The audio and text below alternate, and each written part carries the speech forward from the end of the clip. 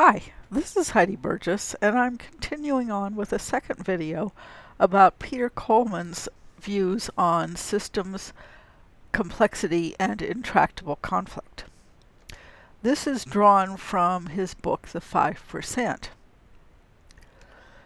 When we left off the last video, we were talking about attractors, which are repeating patterns of interaction that cause conflicts to seem to be stuck in very negative, destructive patterns. And they seem so stuck that they seem like they're static, that there's nothing to do to get out of the situation. I likened attractors to black holes. But Peter points out that attractors are formed by dynamics and they can be changed with different dynamics. So the key is to figure out what forces maintain them and which of those forces can be changed. How do you do this? Well, you have to recognize what the dynamics are, develop a theory of change to interrupt the process, and then enact that theory of change. Now we're going to have another video, a separate video on theories of change, so I'm not going to go into a whole lot of detail on that now, but I want to tell you more about Peter Coleman's theory about how to transform intractable conflicts. He says that the way to move to action is to, using his language, look at the manifest and a latent attractor landscape. That means that you look at your conflict map and you try to find what he calls energy centers and actionable hubs. Now this is a conflict map on drug wars that was drawn by one of our students, Jason Sawyer, at George Mason University. And he has in this map a perfect balance of arrows, much clearer than the complex map that I showed you a few minutes ago, because you can really see what's going from where to where. And you can see energy centers, which are places that have a lot of arrows going in, and actionable hubs, which are places that have a lot of arrows going out. If you act on an item that has a lot of arrows going out, you're going to create a lot of change in the system.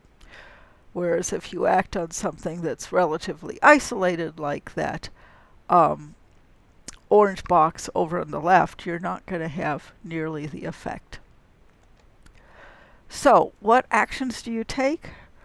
Peter names 3, and he points out that you need to use dynamic practices, not standard static practices. So static practices are the things that are on the left, negotiation, problem solving, mediation, all the traditional things that mediators tend to do.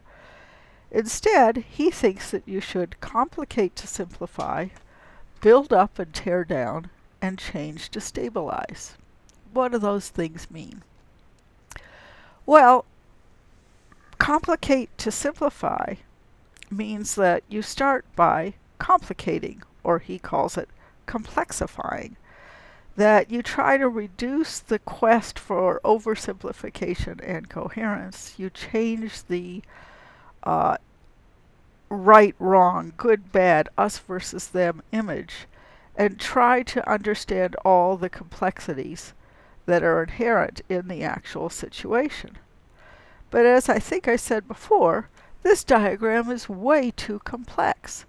So what you have to do is then you have to simplify it to come up with something where you can actually see the positive and negative feedback loops, the actionable hubs, and the energy centers and the patterns that might be lost in the complexity. You need to find what he refers to as the fine line of simplexity. Secondly, you need to build up and tear down.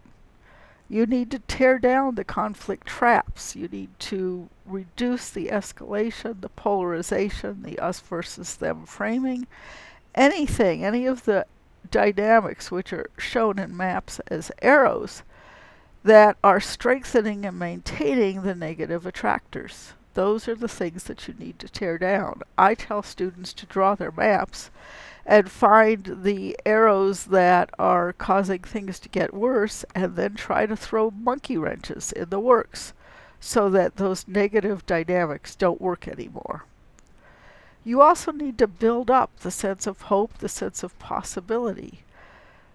Intractable conflicts are incredibly depressing. People can get stuck and think that there's no way out, and if there is a way out, the only way out is to destroy the other. That they're never going to do what you want them to do or need them to do, that the only solution is to completely wipe them out. That's a recipe for disaster. That's what keeps intractable conflicts going. Instead, you need to come up with new ideas and new frames, and you need to get out of the us versus them mindset and try to figure out new ways of interacting that will indeed work with the other enough to get them to work with you enough to create a new and more constructive system. Thirdly, you need to change to stabilize.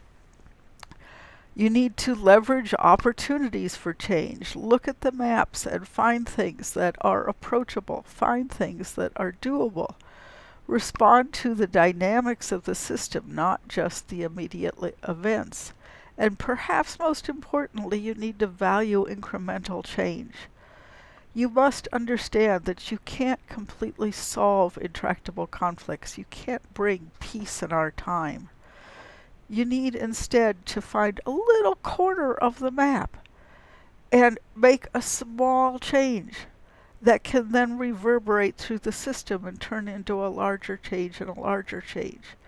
And as we'll point out later, if there are many people making different small changes, all in a positive direction, these can build on each other, and it can have a significant effect. But you can't try to take on the whole complex system at once.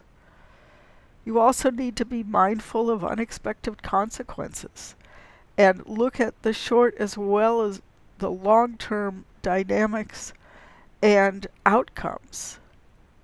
And you need to be ready to adapt as the system changes. Now, I could spend a lot longer talking about all of these things, but if they strike you as interesting and useful, I suggest you get Peter Coleman's book, The 5%, and read all the details. And we will be coming back to a number of these ideas in a number of the videos that we do in the future as well. Thanks.